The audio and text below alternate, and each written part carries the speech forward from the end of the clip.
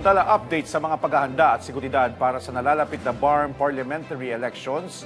Ating alamin kasama si Director John Rex Laudianco, ang tagapagsalita ng Commission on Elections. Director Laudianco, magandang tanghali po. Welcome back sa Bagong Pilipinas ngayon. Magandang tanghali. Magandang tanghali po, Yusek Aboy at Sir Joshua, sa lahat po na taga-subaybay ng Bagong Pilipinas ngayon. Alright. Director, nagsimula na po ang election period para sa kauna-unahang BARM parliamentary elections na gaganapin po sa ika-14 ng Setyembre. Kumusta na po ang kabuuang kahandaan ng COMELEC para po sa makasaysayang halalang ito? At dahil po dun sa pagsisimula na yan, pinapatupad na po ng COMELEC, katuwang ang PNP at ang AFP, yung tinatawag po nating mga gun ban at checkpoints. Kulang 200 nga po ang nailatag ng mga checkpoints sa iba't ibang bahagi ng BARM at inaasahan pa po natin na madadagdagan po ito based sa assessment po ng ating mga law enforcement and security partners.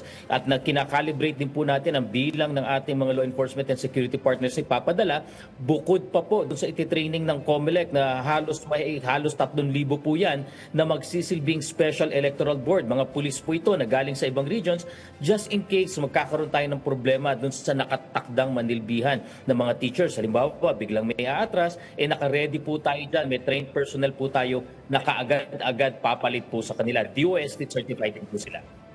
Ako, Kuyang, ito ang kauna-unahang regular na parliamentary election sa BARM. Makasaysayan nga, gaya na sinabi ni Joshua, no? Ano po ang mga pinakamalaking kaibahan nito kumpara sa mga nakasanayan nating halalan? At paano ninyo ipapaliwanag, lalong-lalo na sa mga botante upang maiwasan na malito sila?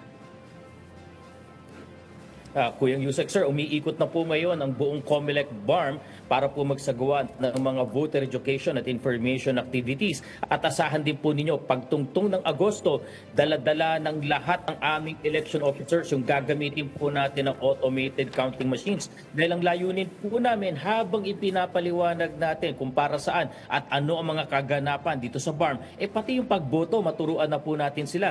Very unique po kasi ito. Kung makikita nyo po, no, yung balota natin dyan sa BARM makulay.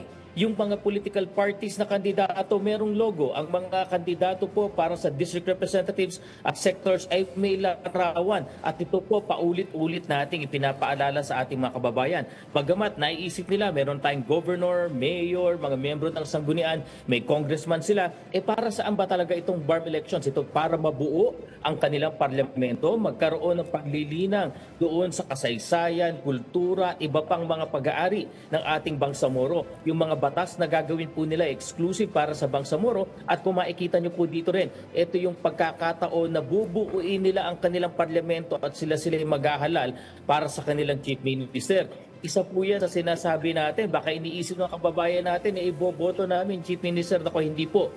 Ang iboboto po ninyo ay isang political party na para pong party list yan. Sa kanila pong mas nauunawaan nila, isang membro ng kanilang distrito dahil may 32 distrito po dyan. At higit sa lahat po, yung mga membro ng sektor kung saan boboto po sila ng 2 para sa mga settler communities, isa para sa kababaihan, isa para sa kabataan, isa para sa ulama at isa para sa traditional leaders. May nadinig din po dati, ito pinapaliwanag namin. Meron pa pong 2 miyembro ng sektor dyan, yung non-Moro indigenous peoples. Ngunit ayon po sa electoral code ng Bangsamoro, hindi muna i-elect sila sa ngayon. Ngunit yung sektor po na yan ay magsasagawa ng asembleya 7 days before September 14 at asahan po ninyo ang lahat ng mananalo kasama na itong sa asembleya ay sabay-sabay po nating ipoproklama pagkatapos ng September 14 BARM elections. Director, kumpirmahin din namin sa kasalukuyan po, may mga reported incidents na po ba tayo ng election-related violence at kumusta po ang inyong pakikipagtulungan at koordinasyon sa ibang ahensya para pumatiyak na ligtas ang mga botante at election personnel sa mga lugar na ito? Noong mga nakarang araw po, Sir Joshua, may naganap na 2 karahasan. Iniimbestigahan tayo. Una, pamamaslang sa isang konsehal dyan po sa special geographic areas. Ngunit nangyari po ito sa labas ng BARM at kaya po ito ay hindi bahagi ng ating tinatawag po na parte ng control ng gun ban. At ito po base na rin po sa investigasyon ng PNP, personal po ito, walang kinalaman sa halalan. Yung ikalawang insidente po na ngayon ay tinututukan natin yung paghahagis po ng granada dyan po, no, sa parte din ng BARM Ngunit malinaw din po sa investigasyon, walang kinalaman po ito doon sa ating eleksyon na gaganapin. Ngunit patuloy po ang pagsuporta natin sa AFP at PNP dahil po anuman po itong kaganapan na to, susuportahan po at magtutulong-tulong po ang buong pamahalaan para po masugpo, madala sa hustisya ang may kagagawa nito. And by the way, bago po ako pumasok, napag-usapan din po ninyo yung PT Forms. Alam niyo po ba, ang COMELEC po ay may partnership din sa ating Presidential Task Force on Media Security. In fact, nakakatatlong briefing na po kami sa ating mga miyembro ng media dyan sa BAR. Meron pa pong 2 kasunod dyan sa Cagayan de Oro at sa Zamboanga City. At kami rin po nila Kuyang Yusek Aboy ay may long-standing partnership po ang COMELEC, particularly ang Task Force KKK namin at yung kanila pong CCICC. Dahil ito pong aming ginagawa, pag-monitor sa disinformation, misinformation, pakikipag-ugnayan sa social media platforms at higit sa lahat, pag-monitor ng threat ay pagpapatuloy po namin. Asahan po ninyo sa mga susunod na araw ay ilulunsad po muli namin nila Kuyang Yusek Aboy itong aming Threat Monitoring Center para po sa BARM Parliamentary Elections. Ako, Kuyang Director, no, nakahanda na ang Threat Monitoring Center natin, mas pinalakas, mas pinaigting. Pero mag-follow up lang ako doon sa tanong ni Joshua, no, sa mga identified hotspots. Kamusta naman po yung paghahanda at pagbabantay natin sa mga lugar na to? Lalong-lalo na pinag-usapan natin ang BARM. Opo, meron na po tayo mga na-identify na mga red areas, mga orange areas at yung pong mga yellow areas. Ito pong categorization to initial dahil kapapasok lamang po ng ating election period. At paalala po sa ating mga kababayan, kinakategorize po namin ang mga lugar katulad dyan, Mailan sa Lanao del Sur, dyan sa atin sa Basilan, sa Tawi-Tawi, meron po talagang nailalagay na rin. Hindi po ibig sabihin na magulo dyan sa lugar nyo, kundi nung mga nakarang halalan po kasi may naitalang election-related incidents or violence o kaya may history ng intense political rivalry at para lang po makalibrate namin ang puwersa ng pamahalaan ay nagkakategorize po kami. Dynamic po ito. Maaring mabago next week dahil gumagana po yung ating paghahanda. Sa ngayon po ay wala naman pong naitatala pa. Gaya ng naiulat ko kanina, wala naman pong naitatala pa na election-related incident na talagang maituturing na may kinalaman sa ating halalan. Asahan din po ninyo pagpapatuloy ng checkpoints at paalala sa ating mga kababayan, yung check po ng COMELEC, malinaw po yan, nasa maliwanag na area, may karatula, may pangalan at telephone numbers pareho nung team leader na nagche-checkpoint pati ng COMELEC election officer nang sa gayon matawagan nyo at ma-verify po sa amin. Naka-uniforme po ang magche-checkpoint dyan at minsan nga po minamabuti na namin samahan na ng isang COMELEC personnel yung checkpoint na yan. Nang sa gayon ang lahat ng katanungan, lahat ng pangangamba ay maiayos po natin dahil kaugnay at kasama po ang COMELEC sa lahat ng ginagawang ito. Alright. At Director, sa pagtatapos naman po ng pag-imprenta ng mga balota, ano po ang susunod na proseso tungkol dito? Asahan din po ninyo, Sir Joshua, na ang buwan po ng Agosto ay i-dedicate ng COMELEC sa pagdadala o deployment ng lahat ng gamit. Ang kagandahan po dito, meron na po tayong na-identify na hubs. Asahan po ninyo na i-announce din namin na pagdating ng mga kagamitan sa hubs, mula po sa mga automated counting machines, ang balota bago namin dalhin sa mga treasurer's office dahil ayon sa batas, sila po ang may kustodiya niyan, sila ang magdidistribute sa teachers, ay ipapa-inspect natin sa lahat ng ating stakeholders, ipapa-cover natin sa media, mag-i-inventory pa tayo doon. Hindi lang po yun, yung ating itinatag ng mga technical and repair hubs kung saan, kung sakaling magka-problema, yung ating mga automated counting machines ay ready po tayo isagawa. Pati na rin po yung isasagawa natin na final testing and sealing by September 12. Ito po yung readiness ng ating ACM, yung readiness ng ating Starlink na gagamitin ay handa po kaming ipakover yan. Paalala rin po sa ating mga kapatid sa media, ay tuloy-tuloy po ang pagtanggap ng COMELEC ng accreditation po ninyo para sa nagnanais pong makapag-cover ng halalan po natin ay mabibigyan po namin kayo ng ID. Nasa aming Facebook page na po yung QR code para kung nais nyo po mag-apply o kaya po yung mga nakapag-apply na dati dahil yung kinikilala po namin, yung na-accredit na noong 2025, tuloy lang po accreditation po ninyo ngayon. Ngunit kung may bago po kayong kasamahan na nais dumagdag, pwede po mag-apply at makisali po sa pag-cover ng ating BARM elections. Right. Director, kumpirmahin din po namin, tama po, may nakaset up na rin po mga gensets dito para kung sakasakali man magkaroon ng brownout o yung mga sadyain na antala, magkaroon ng pagkaantala sa halalan, nakahanda po ang COMELEC. Tama po.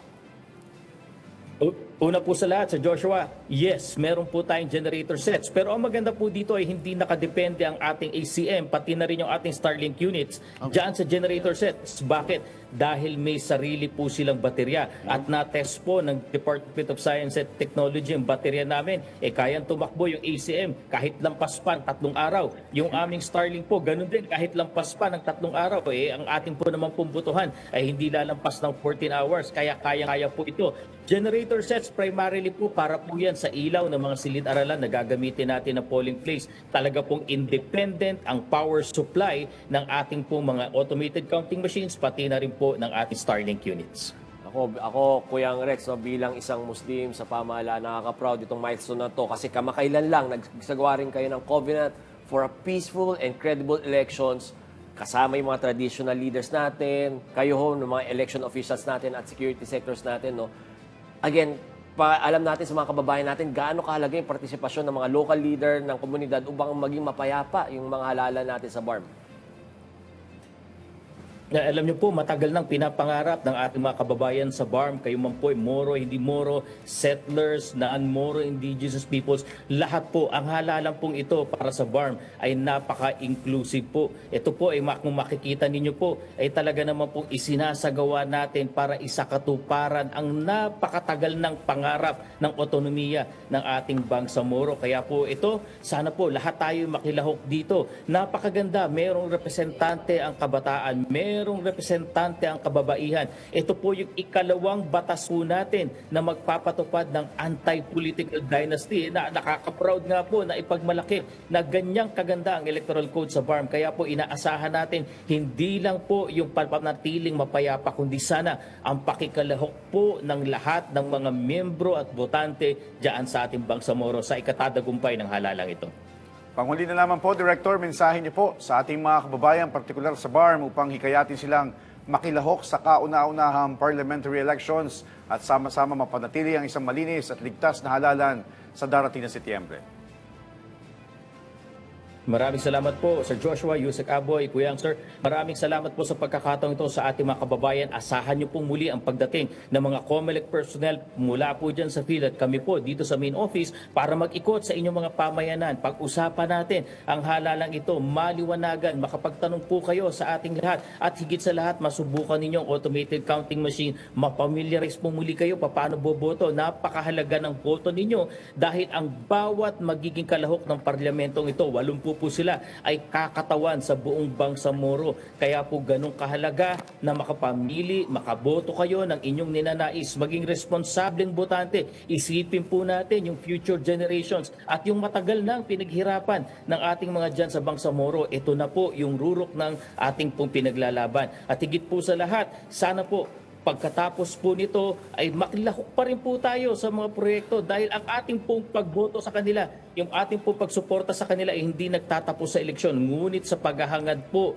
ng matiwasay, matino, makabuluhang serbisyo publiko, lalong-lalo na sa pamamagitan sa batas. Kunin ko na rin po ang pagkakataong ito para po paalala sa ating mga kababayan dyan sa Parañaque City, partikular sa Baclaran, Tambo, Alahuerta, San Dionisio at sa Donggalo, ang inyo pong plebisito para ayusin ang boundaries ng 5 barangay na yan ay gaganapin na sa Sabado, July 25. Kaya po inaasahan po natin ang inyong pakikiluhok. Umiikot din po ang mga taga-COMELEC dyan para ipaalam sa inyo ang halalang ito. Ang magiging tugon lang po natin doon sa katanungan ay oo, hindi, pumapayag ba kayong maisaayos na ang inyong mga boundaries ng barangay. At sa susunod po, darating din sa August 29, ang special elections para naman po sa 4th District ng Cavite dyan sa Dasmariñas City para magkaroon na po kayo ng representante sa House of Representatives. Maraming salamat po. Ako, kasama niyo kami sa inyong layunin ng isang mapayapa, ligtas at kapanipaniwalang elections dyan sa BARM. Maraming salamat po sa lagi hong maaasahan at laging